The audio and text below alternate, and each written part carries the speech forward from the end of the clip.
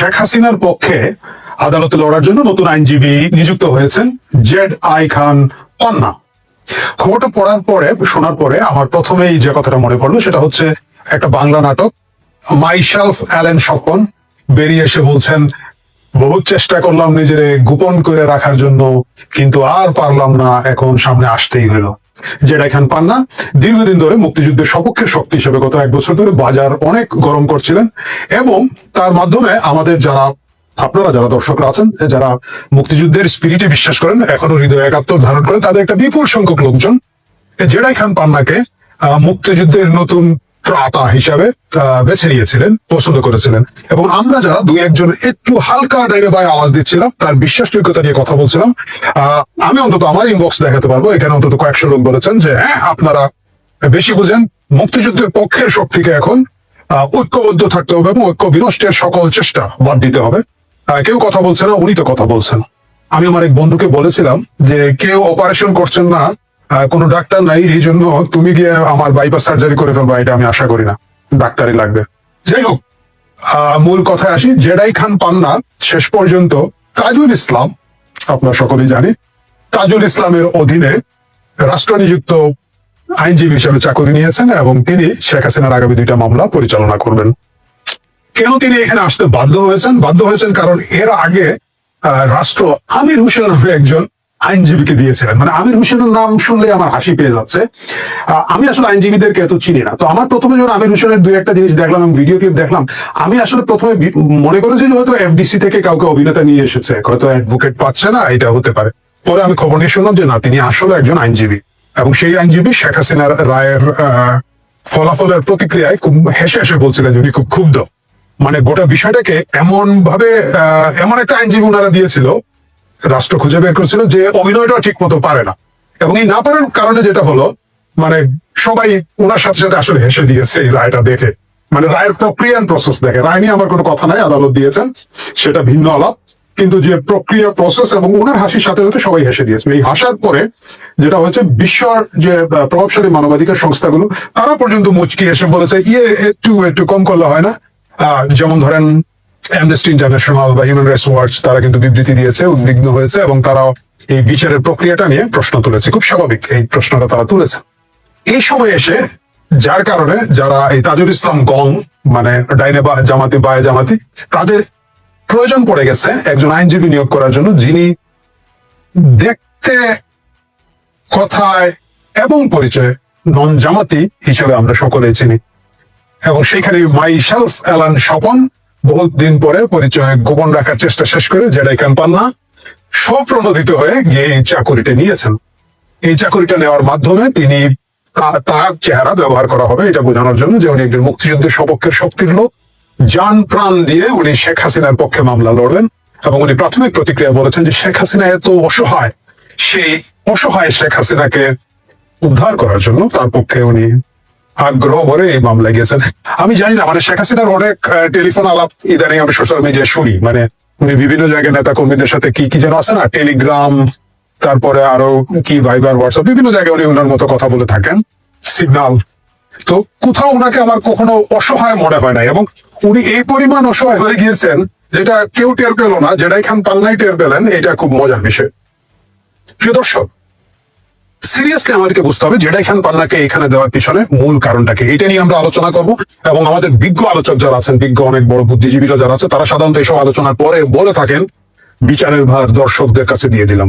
আমি বিচারের ভার দর্শকদের কাছে দিয়ে যাব না। বিচারের ভার যবনিকা উপনিকা যেটাই বলেন, শেষে আমি আপনাদেরকে উপসংহারে আমার কথাটা বলে যাব। এই কথাগুলো আমি গত আগস্ট মাসে যখন প্রথম সোশ্যাল মিডিয়ায় বলেছিলাম যে জেড আই খান পান্নাকে উপরে ভরসা করা ঠিক হচ্ছে না আমাদের, তখন অনেকেই আপনারা বকা দিয়েছিলেন। আমি জানি না সেই বকা দেওয়ার লোকজন এখন এই ভিডিওটা দেখছেন কিনা, দেখলে আপনাদের প্রতিক্রিয়াটা কি, যদি সেটা ভালো বা খারাপ যাই হয় কমেন্ট বক্সে জানিয়ে দেবেন। মূল কথায় আসে, আপনাদেরকে 2024 সালের জুলাই আগস্ট মাসে যেতে হবে। আন্দোলনে যখন উত্তাল গোটা বাংলাদেশ, বিভিন্ন জিনিস যখন একের পর এক আসছে এবং প্রতিটি পদক্ষেপ যখন আওয়ামী লীগের বিরুদ্ধে যাচ্ছে, ক্ষমতাসীনদের বিরুদ্ধে যাচ্ছে, শেখ হাসিনার বিরুদ্ধে যাচ্ছে, তখন বোঝাই যাচ্ছিল যে এন্ড অফ দ্য ডে এই সরকার টিকবে না। মানে আপনি 18-19 জুলাই 20 জুলাইয়ের পরে মোটামুটি এক ধরনের ভাব তৈরি হয়ে গেছিল যে গণবিক্ষোভ তৈরি হচ্ছে, এবং সেই গণবিক্ষোভটা তৈরি হওয়ার সকল উপাদান সেখানে ছিল। আপনি দেখবেন যে ছোট বাচ্চাদেরকে মারা হচ্ছে, মানে একেবারে যাকে মারলে আমার আপনার হৃদয়টা কেঁপে উঠবে, আপনি তাড়না বোধ করবো যে এটা প্রতিরোধ করতে হবে, এখানের জন্য আমাদেরকে কথা বলতে হবে, নামতে হবে। এই ধরনের সকল উপাদান যখন ওই আন্দোলনের মধ্যে ছিল, তখন একটা প্রশ্ন খুব পরিষ্কার ভাবে 20, 21, 22 তারিখের পরে উঠলো, এটা কি আসলে গণ আন্দোলন নাকি এটা জামাত শিবিরের পরিচালনায় একটা নিখুঁত গণ অভ্যুত্থানের দিকে বা গণবিক্ষোভের দিকে এটাকে নিয়ে যাওয়া হচ্ছে। এই প্রশ্নটা তখন খুব কম সংখ্যক লোকজন তুলেছেন, কিন্তু তুলেছেন। অনেকেই তখন বিকল্প কোথায়, শেখ হাসিনা থাকবেন না মেনে নিচ্ছি, শেখ হাসিনা চলে যেতে হবে মেনে নিচ্ছি, এগ্রি করছি, কিন্তু বিকল্প কোথায়, এবং সেই বিকল্প কি ফার রাইট উগ্র ডানপন্থীদের হাতে এসে পৌঁছাচ্ছে কিনা না, সেই প্রশ্নটা তুলেছেন। সেই প্রশ্ন যখন ঢাকার মধ্যবিত্ত, ঢাকার সাধারণ মানুষের মধ্যে এক ধরনের দ্বিধা, একটা চ্যালেঞ্জ, খুবই অল্প সংখ্যক লোকজন বারবার এই জিনিসটা ফ্ল্যাগ করছেন যে এই সরকার পতনের সাথে সাথে জামাত শিবিরের হাতে বা উগ্র ফার রাইটিস্টদের হাতে এই দেশ চলে যাবে এবং তার মাধ্যমে আরো বেশি বড় বিপর্যয় এই দেশ পড়বে। তখন প্রথমেই আপনি দেখবেন এই লোকগুলা সেটাকে ডিফেন্ড করার জন্য এসেছেন। কিভাবে এসেছেন? 29শে জুলাই প্রথমে একটা রিট করা হলো হাইকোর্টে যে পুলিশকে বলতে হবে, আদালত থেকে আদেশ দিতে হবে পুলিশ যাতে গুলি না করে। প্রিয় দর্শক, আইন সম্পর্কে যাদের ন্যূনতম ধারণা আছে তারা জানেন আদালত কখনোই এই ধরনের একটা আদেশ দিতে পারেন না, কারণ পুলিশের আইনে আছে পুলিশ প্রয়োজন বোধ করলে, পুলিশ যদি জননিরাপত্তার প্রয়োজন মনে করে কোথাও যদি আক্রমণ ঠেকাতে হয় তাহলে সে গুলি করতে পারবে। তার একটা প্রসেস প্রক্রিয়া আছে, কিন্তু তাকে আপনি একেবারে চোখ বেঁধে বলে দিতে পারবেন না যে কোন অবস্থাতে সে গুলি করবে না। তখন কিন্তু গোটা বাংলাদেশে পুলিশ মেরে ঝুলিয়ে রাখা শুরু হয়ে গিয়েছে, বিভিন্ন জায়গায় আক্রমণ শুরু হয়েছে। এর আগে আমরা দেখেছি ভয়ঙ্কর ভাবে বিটিভি ভবন, সেতু ভবন পুড়িয়ে দেওয়া হচ্ছে, মেট্রো রেল পুড়িয়ে দেওয়া হচ্ছে, বিভিন্ন ধরনের উপাদান তৈরি হয়ে গিয়েছে।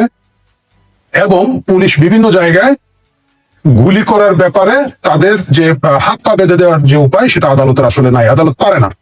এটা যখন সাধারণ মানুষ জানেন, এটা আইনজীবীরাও জানেন, কিন্তু তারপরও জেডাই খান পান্না, তারপরে ধর মঞ্জুর আল মাতিন, তারপর সারা হোসেন ছিলেন, খুব সম্ভবত অনিক হক বা অভিক হক নামে একজন ব্যারিস্টার আছেন, ওনারা ছিলেন। ওনারা আদালতে গিয়ে রিট করলেন। রিট করার মূল কারণটা হচ্ছে, মূল সিগন্যালটা দেওয়ার কারণটা ছিল যে প্রো 71 মুক্তিযুদ্ধের পক্ষে শক্তি, বীর মুক্তিযোদ্ধা জেডাই খান পান্নার মতো লোকজন এই আন্দোলনের সামনে আছেন, তারাই আন্দোলন করছেন। এবং বাইরে যারা বারবার বলছিলেন যে এটার পিছনে জামাত শিবিরের একটা সুদূর প্রসারী পরিকল্পনা এবং প্ল্যান ওয়াইজ আন্দোলনটা হচ্ছে, তাদেরকে তখন ডিমোরালাইজ করে দেওয়া বা তারা যে সিগন্যালটা পাবলিকের কাছে দিচ্ছিলেন সেই সিগন্যালকে বাতিল করে দিল এই জেডাই খান পান্নার মতো লোকজন যখন সেখানের মধ্যে গেলেন। কারণ এর আগ পর্যন্ত যত লোকজন একটু দ্বিধার মধ্যে ছিল, জেডাই খান পান্নার মতো বীর মুক্তিযোদ্ধা অ্যাডভোকেটকে দেখার পরে লোকজন ভাবলো যে না, এই আন্দোলনে আসলে মুক্তিযুদ্ধের পক্ষে শক্তিরা আছে, এখানের মধ্যে জামাত শিবির। শুধুমাত্র এই এজেন্ডা বাস্তবায়ন করা ছাড়া এই রিটের আর আসলে কোনো কারণ ছিল বলে আজকে 1 বছর পরে যদি আপনি পর্যালোচনা করেন, ঠান্ডা মাথায় করেন, আপনি দেখবেন যে নাই। কারণ ওনারা যে রিটটা নিয়ে গিয়েছেন তারা জানতেন যে আদালতের পক্ষে এই আদেশ দেওয়া সম্ভব নয়, তারপরে তারা গিয়েছেন তাদের চেহারা দেখানোর জন্য। শুরু হলো সেই 29শে জুলাইয়ের সেই রিট, সেটা অবভিয়াসলি গেল এবং তারই ধারাবাহিকতা 5 আগস্ট আসলো। আমি সেই আলাপে আপনাদের সাথে না যাই, মায়ের কাছে মাসির গল্প করে লাভ নেই, আপনারা আমার চেয়ে ভালো জানেন। যাই হোক, তার পরবর্তীতে কি হলো দেখেন।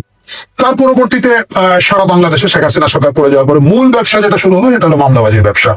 সবাইকে দোষর বানানো হবে, হত্যা মামলা দেওয়া হবে, 200-300 করে এক একটা লোক এক একটা মামলায় আসামি। এই আসামিগুলো কারা করে? এই যে বৈষম্য বিরোধী ছাত্র আন্দোলনের কিছু নেতা কর্মী, যেগুলো এখন কিছু কিছু এনসিপিতে আছে, কিছু এনসিপির বাইরে আছে, এরা করছে। এদের কেউ কেউ আবার নিজে আহত, সে একই মামলা করছে যে একবার সে চিটাঙ্গে আহত হয়েছে, পরের দিন সে নাকি শ্যামলীতে আহত হয়েছে, 2 জায়গায় চোখ হারাইছে বা পা হারাইছে, মানে একদম বাটি শুরু হয়ে গেল। 300 লোককে আসামি করা হয়, 1 লাখ টাকা করে যদি নেওয়া যায় এদের কাছ থেকে, সবার কাছ থেকে তো নেওয়া যাবে না, ধরেন 100 লোকের কাছ থেকে নেওয়া গেলে এক একটা মামলার ভ্যালু দাঁড়ায় 1 কোটি টাকা মিনিমাম। এই এদের চাঁদাবাজির বাইরে আমরা দেখলাম আমাদের বিএনপির লোকজনও কিন্তু এইসব চাঁদাবাজি মামলাবাজির মধ্যে বিভিন্ন ধরনের সিস্টেম শুরু হলো। যিনি নিহত হয়েছেন তার পরিবার হয়তো খুব গ্রামে থাকেন, খুব প্রত্যন্ত অঞ্চলে ভোলা বা নর্থ বেঙ্গলের কোন একটা জায়গায় থাকেন, তার কাছ থেকে কাগজপত্র এনে, এবং বাদীরা বলছেন আমরা তো কাউকে চিনি না। এই ব্যবসাটা শুরু হলো। এই ব্যবসার ধারাবাহিকতায় মামলা হলো, একটা মামলা মেলা দিয়ায়, সেখানে 21শে অক্টোবর তারিখে 2024-এর মামলা হলো, মুখস্থ একটা 300 লোকের মার্ডার কেস। সেখানে জেডাই খান পান্নার নাম চলে আসলো। আমরা হাহা হু করে উঠলাম, রিডি করে উঠলাম, হায় হায় করে কি সর্বনাশ। প্রিয় দর্শক, আপনারা জিনিসটা খেয়াল করে দেখবেন, যখন এই ধরনের হত্যা মামলা হয়েছে, যার নাম এসেছে, যাকে দেখা গেছে তাকে গ্রেফতার করেছে এবং কাউকে জামিন দেয় নাই। ব্যতিক্রম জেডাই খান পান্না। আমি বলছি না যে অন্যদেরকে জামিন দেওয়া হয় নাই বলে ওনাকে জামিন দেওয়া উচিত হয় নাই, মোটেও তা বলছে না। আমি বলছি ওনার জামিন পাওয়াটা অধিকার এবং বাকিদেরও অধিকার ছিল, তারা বঞ্চিত হয়েছেন। জেডাই খান পান্না ভাগ্যবান, উনি জামিন পেয়েছেন। খুব ভালো কথা। সেই জামিনের আবেদনের আইনজীবীকে আপনারা যদি একটু খুঁজে দেখেন, যে অনেকগুলো আইনজীবী নাম আছে, খুব ইন্টারেস্টিং নাম আছে। শিশির মনির। শিশির মনিরকে আপনারা চিনেন? বাংলাদেশ ইসলামী ছাত্র শিবিরের ঢাকা বিশ্ববিদ্যালয় শাখার সাবেক সভাপতি, যিনি একজন খুব প্রথিতযশা আইনজীবী এবং খুব ইন্টারেস্টিং মামলা করে থাকেন। যেমন ধরেন আবরার হত্যা মামলায় উনি স্পেসিফিক 5 জন আসামির পক্ষে মামলা লড়েছেন, ছাত্রলীগের 5 জন, যাদের 5 জনের মধ্যে প্রধান আসামি যে সে আবার 5ই আগস্টের পরে গোপনে কারাগার থেকে তাকে বের করে দেওয়া হয়েছে, 6 মাস লুকিয়ে রাখা হয়েছিল। এই প্রশ্নগুলো আমরা অনেকবার করেছি, অনেক আলাপ এসেছে। আবরার হত্যার সাথে শিবিরের সংশ্লিষ্টতা নিয়ে যৌক্তিক প্রশ্ন উঠেছে বারবার। মানে ছাত্রলীগ তো মেরেছে, কিন্তু ছাত্রলীগের কতগুলো ছাত্রলীগ, কতগুলো গুপ্ত শিবির ছিল, সেই প্রশ্নগুলো এসেছে। সেই শিশির মনির জেডাই খান পান্নার আইনজীবী।